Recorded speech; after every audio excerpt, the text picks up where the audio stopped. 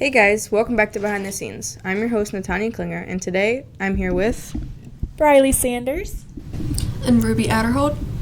And today we'll be talking about our worst interviews and how to interview. Before we get started, I want to give a big thanks to Silver Sky Woodworking for being a sponsor on the VIRIDIan. Thank you to all that tuned into this episode of Behind the Scenes, and let's get started. So, Ruby, what is your worst interview?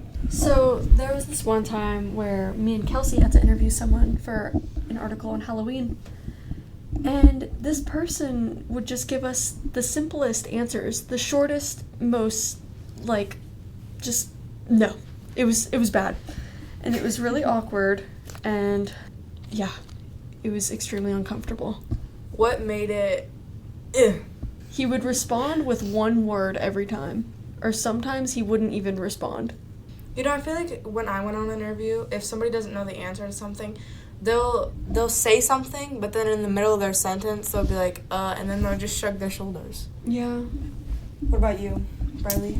I don't think I really have a specific interview that stood out, but I've interviewed a few people who, again, like Ruby, they don't really want to talk. They're very quiet, or they're the complete opposite and they go completely off topic, which is okay to do a little bit, but then they'll ramble about said topic for a few minutes. So now I have to listen to a few minutes of you talking about whatever, and then you'll give me like 1 minute of what I actually need to put in the article.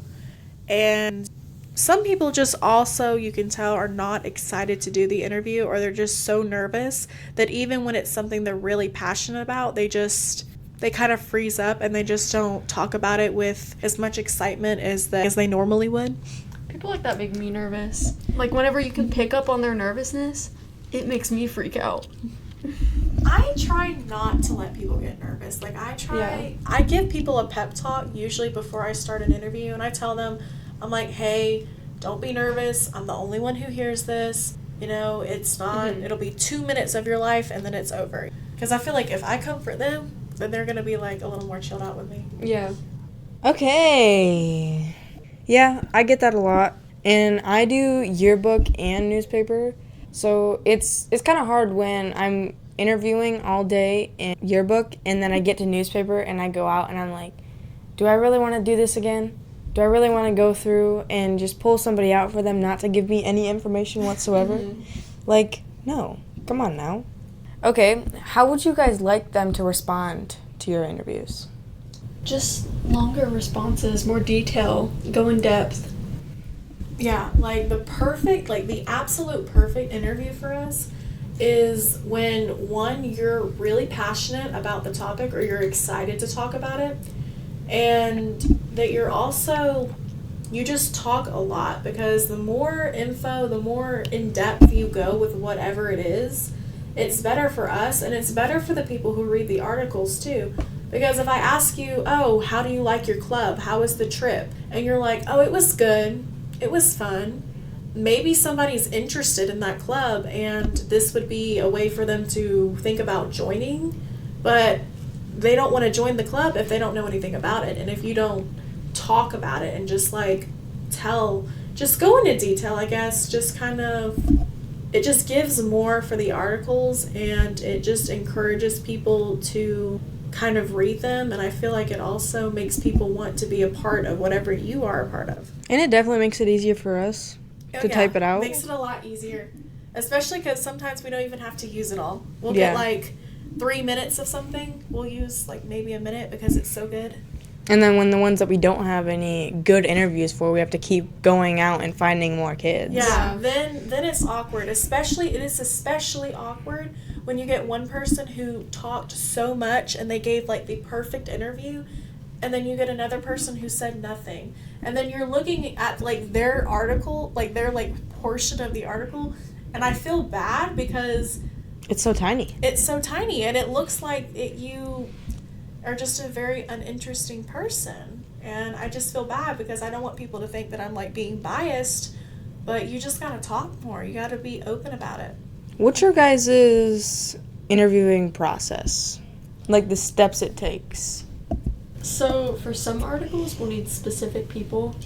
So we'll figure out what class they're in, and then we'll find them, take them out of their class, and just interview them. But sometimes, you know, for other articles, we'll just find a random person, or we'll Kind of go try out to in the find hallway. like talkative people who are more out there. How long does it usually take for us to brainstorm questions?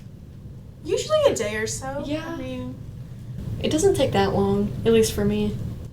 Do you ever, like, find a different way to find questions? Like, I know sometimes I use my AI. Just ask the AI, hey, what's some good questions to ask? Yeah. I use AI all the time. I'll be like, hey, they're having this big party. What questions can I ask them about it? Because sometimes it's just really helpful, and it's just like a little cheat, I guess. I mean, I just kind of ask, like, who, what, when, where, why type of stuff. And sometimes you come up with stuff on the spot. Like, sometimes they say something, and that's like a good way to lead into another question that you can ask them that's solely for them, because it's solely something they mentioned. But for me, my process, first of all, we have to figure out who's involved in whatever we're talking about. And sometimes there aren't that many people. Sometimes there are a bunch, and it makes it really easy. Then we go through our master block list, and we figure out what class they're in. And we stop by, check the teacher, see if it's okay to take them out of class, because sometimes they're in the middle of a test or something. And then we just interview them. I do a little pep talk. I tell you, it's going to be okay. We're going to get through it together. 2 minutes of our life, and it'll be done with. And sometimes it's longer. Sometimes people are excited to be interviewed. And I'm excited when you're excited, so don't be shy. Be excited with me. And that's it. We go back, we edit it, type it out, and that's kind of the process. You know, I think, me personally, I like interviewing teachers. But that's because I never get a dry interview. Like, it's always full of details, and sometimes way too much details where it's boring, kind of. But, I mean, in a good way, I guess. But yeah, I interviewed Miss Rutledge one time for, an FBLA thing. She was amazing. She was wonderful. She was so excited the entire time. And I was, again, excited because she was.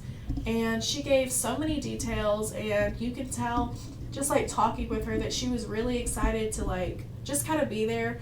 And she was really happy that we interviewed her, too. And that makes me happy because, you know, I like talking to people. I like making them happy.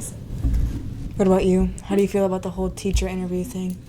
I honestly don't really like interviewing teachers, just because, I don't know, it just kind of feels weird. It feels like I'm talking to my parents. So I don't really like it because of that. You don't like talking to your parents? It's just kind of weird, like, talking to adults. And I mean, I'm 18, so technically I'm an adult, but it's just weird. Okay, I think that's it for this episode. We will have one more episode after this, and then we're going to be off to winter break. So fun. Yeah, everybody have a great Christmas, holiday, whatever y'all are doing. Thank you all for listening, and we hope to see you back for our last episode. Peace out. Bye.